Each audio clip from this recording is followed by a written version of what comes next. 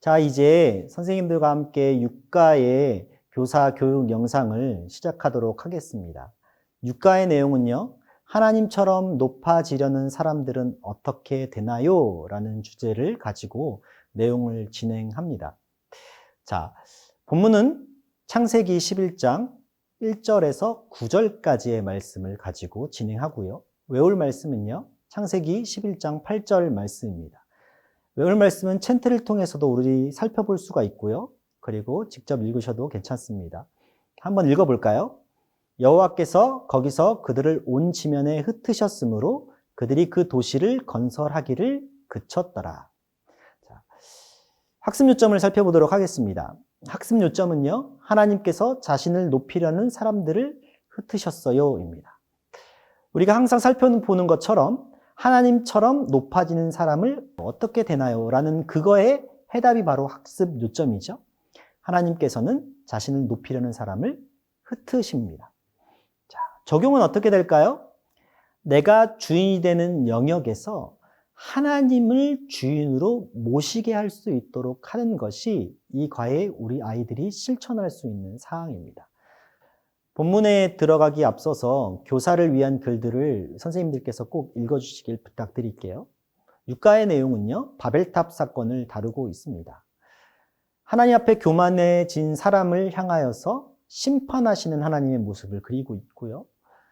그들의 언어를 흩으시고 흩으심으로 인하여서 하나님의 심판을 보여주시는데, 사실 이거는 하나님의 심판이 아니라 하나님의 나라를 이어지게 하는 방식이었습니다. 오늘 가를 통하여서 심판 중에서도 하나님의 은혜와 약속을 그치지 않으시는 하나님을 보아야 합니다.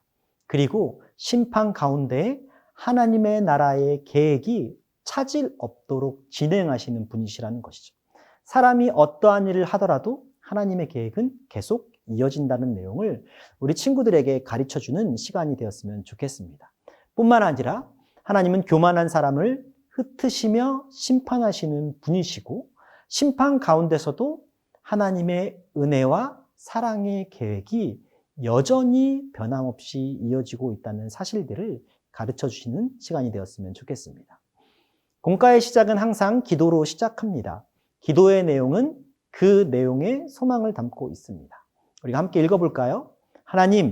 하나님께서 온 땅에 사람들을 흩으신 이유가 무엇인지 알도록 도와주세요. 예수님의 이름으로 기도합니다. 아멘. 이렇게 함께 기도하신 후에 요절 챈트를 통하여서 다시 한번 하나님 말씀을 확인하도록 도와주시면 되겠습니다.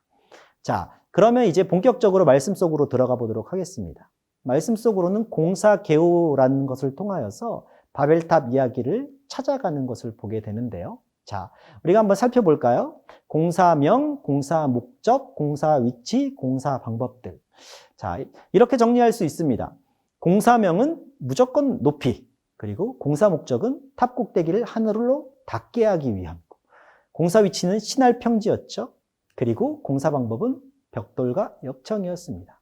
그런데 여기서 우리가 주의해야 될 것은 무엇이냐면, 공사명은 아이들이 자유롭게 짓게 하지만 이 성경에서 말하고 있는 것에서 너무 이렇게 벗어나지 않도록 선생님들께서 제안해 주시기를 부탁드리겠습니다. 그리고 이 공사 계율을 통하여서 두 가지 질문을 선생님들이 던져주시면 돼요. 첫 번째는 건축이 허가되지 않은 이유가 무엇인지, 그리고 그 결과가 무엇인지 두 가지 질문을 던져주시면 되겠습니다. 질문의 답은 무엇일까요? 건축이 허가되지 않은 이유는 자신의 이름을 내고 흩어짐을 면하려고 하는 사람들의 모습 때문이었죠. 그리고 그 결과는 어떻게 됐죠? 언어를 혼잡게 하시면서 사람을 흩어 놓으셨습니다. 하나님께서는 이렇게 하나님 자신보다 높아지려고 하는 사람들을 흩어 놓는 분이시라는 것이죠. 하지만 이 흩으심은 심판이기도 하지만 하나님 나라를 진행시키는 방법이라는 것을 꼭 기억해 주셨으면 좋겠습니다. 자, 그렇다면 이것을 가지고 적용으로 한번 넘어가 보도록 하겠습니다. 생활 속으로 삶의 그래프인데요. 우리 아이들이 삶의 각 영역마다 그래프를 직접 채워보면서 부족한 것은 무엇인지, 나의 상태는 어떤지를 확인해 주시면 되겠습니다. 어떤 영역들이 있냐면요. 건강, 성적, 재능, 예배에 대한 부분에서 얼마나 하나님을 주인으로 모시고 있는지 아이들이 직접 체크하게 해주시면 될 것 같아요. 그리고 체크를 하신 후에 합산해서 점수를 적어주게 하면 됩니다. 그리고 이게 사실 한계가 있다는 것을 우리 아이들에게 꼭 얘기해 주셨으면 좋겠어요. 그러나 하나님께서는 모든 피조물의 주인이시고 우리들의 삶의 주인이시기 때문에 그 주인이신 하나님을 인정할 때 우리들의 연약한 부분들, 약한 부분들을 해결해 주시고 인도하신다라는 이야기도 꼭 해주셨으면 좋겠습니다. 그리고 이것을 바탕으로 구체적인 계획을 세워주시면 될 것 같은데요. 가장 낮은 영역이 무엇인지를 바탕으로 그곳에서 내가 어떻게 하면 더 좋을까라는 것을 생각해보며 아이들이 스스로 적을 수 있게 해주시면 좋을 것 같습니다. 이 내용을 마무리하면서 선생님들께서는 내 모든 영역의 주인 되신 하나님을 늘 기억하고 또 하나님께 감사할 수 있도록 우리 친구들이 구체적인 그 계획들을 실천할 수 있도록 도와주시는 역할을 해 주셨으면 좋겠습니다. 마지막은 항상 기도로 마무리되는데요. 그 마지막은 하나님 앞에 기도하는 내용이 공과의 내용의 정리이기도 합니다. 그래서요, 보시면서 반복적으로 읽으셔도 되고 친구들이 돌아가면서 같이 기도해도 됩니다. 내용을 한번 살펴볼까요? 우리 같이 고백하면서 기도할게요. 하나님, 하나님만이 저와 이 세상의 주인이심을 고백하고 제 삶 속에서 하나님만을 높이고 영광 돌리도록 힘을 주세요. 예수님 이름으로 기도합니다. 아멘.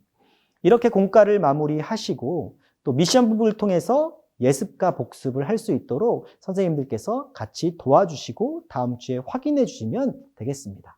이것으로 6과 교사형 영상을 마치도록 하겠습니다.